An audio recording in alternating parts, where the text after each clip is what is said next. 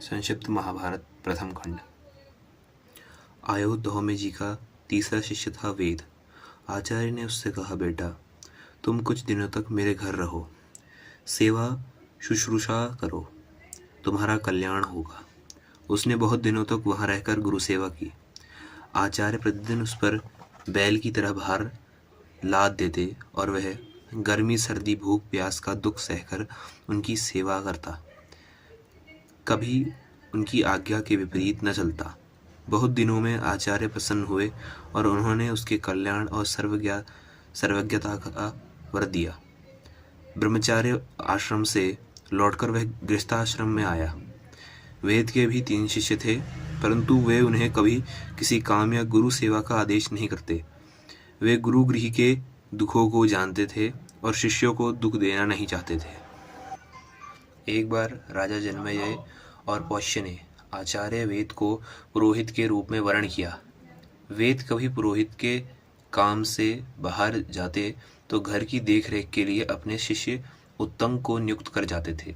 एक बार आचार्य वेद ने बाहर से लौटकर अपने शिष्य उत्तंग के सदाचार पालन की बड़ी प्रशंसा की। उन्होंने कहा, बेटा तुमने धर्म पर दृढ़ रहकर मेरी बड़ी सेवा की है। मैं तुम पर प्रसन्न हूँ, तुम्हारी सारी कामनाएं पूर्ण होंगी। अब जाओ। उत्तंग ने प्रार्थना की, आचार्य मैं आपको कौन सी प्रिय वस्तु भेंट में दूं? आचार्य ने पहले तो अस्वीकार किया, पीछे कहा कि अपनी गुरु आनी से पूछ लो।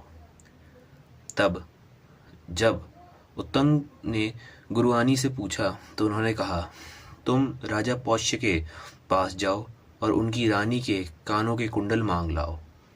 मैं आज के चौथे दिन उन्हें पहनकर ब्राह्मणों को भोजन परसना चाहती हूँ।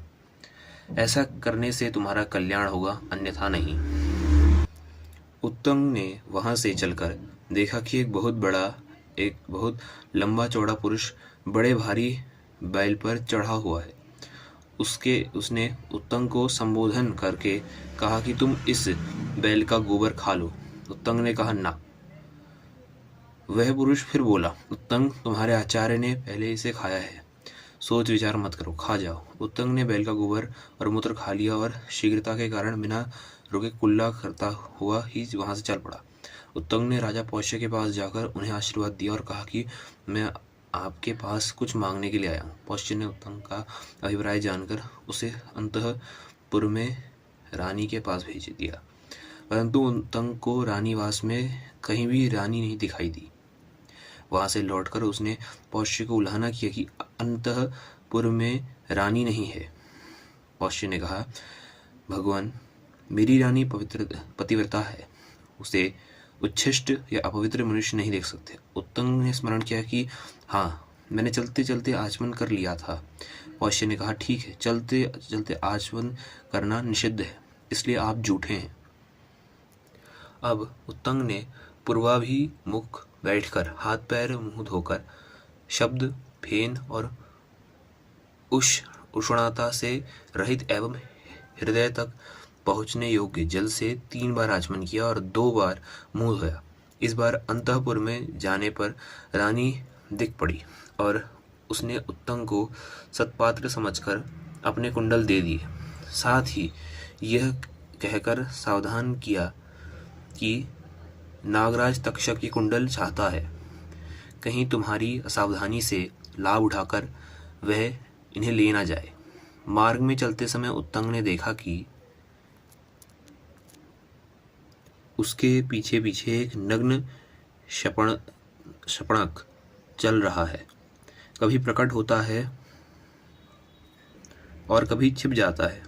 एक बार उत्तंग ने कुंडल रखकर जल लेने की चेष्टा की, इतने में वह शपणक कुंडल लेकर अदृश्य हो गया। नागराज तक्षक ही उस वेश में आया था। उत्तंग ने इंद्र के वज्र की सहायता से नागलोक तक उसका पीछा किया।